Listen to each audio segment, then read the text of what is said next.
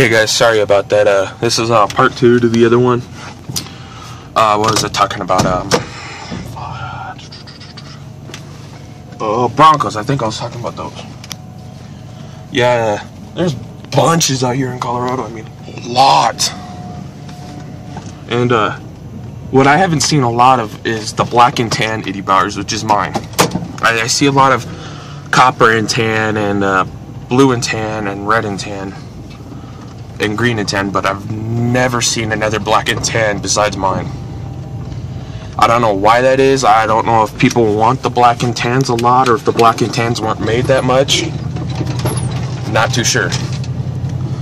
But mine's really the only one that I've seen so far. Right, seriously seen.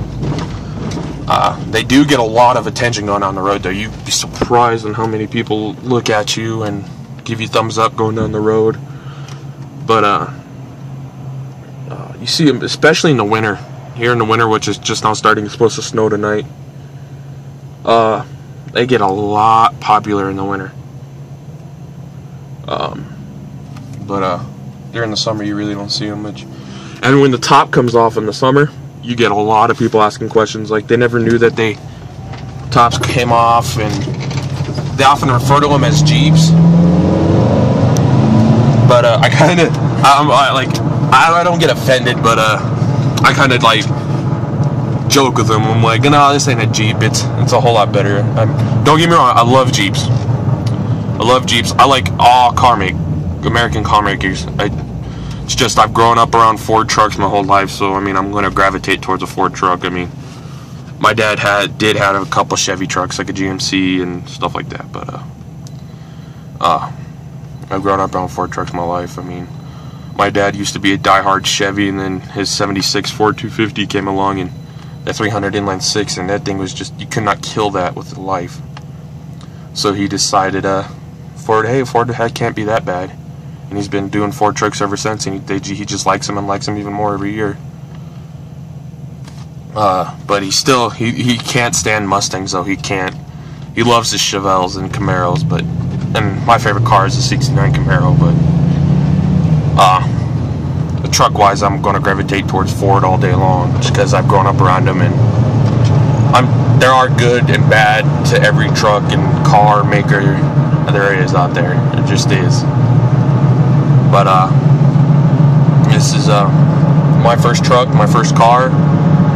Do every bit I can with it, and it'll allow me to do, and it does it, and it just keeps asking and asking and asking, and everything I throw at it, it takes it, and then it's like, really, that's the best you could give me. I mean, I've put it in 6-foot deep mud holes, and it's gotten stuck twice in 2 mud holes, and that's it.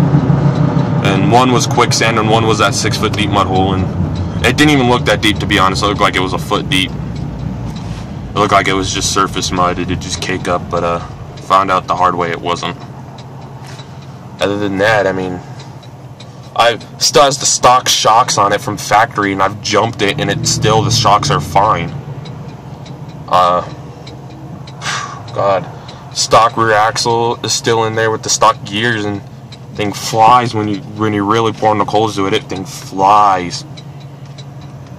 I mean, I've had this clocked up to 110, and that's and it gets scary at that fast, because I got a little bit of play in the steering wheel right there.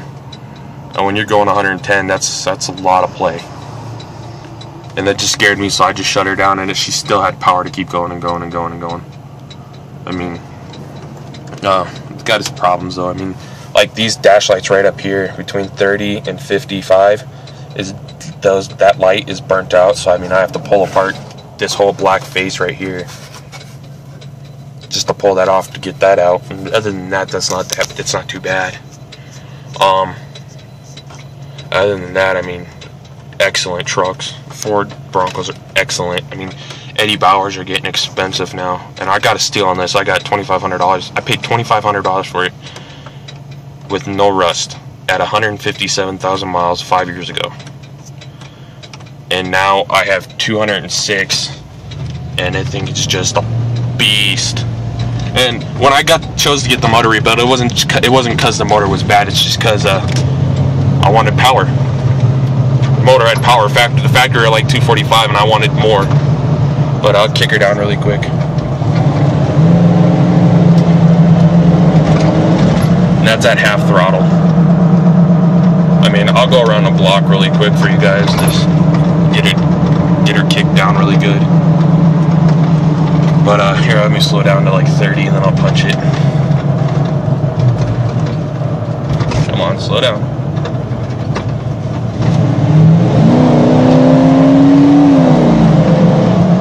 See, she just rumbles. And that is with the slip-in transmission too, so kind of throw some slack in for that. She's pretty fast though. I mean, I could keep up with a 7.3 power stroke in that Bannermere we went against, and I went against the Dodge. The only reason I beat the Dodge was because we both broke out.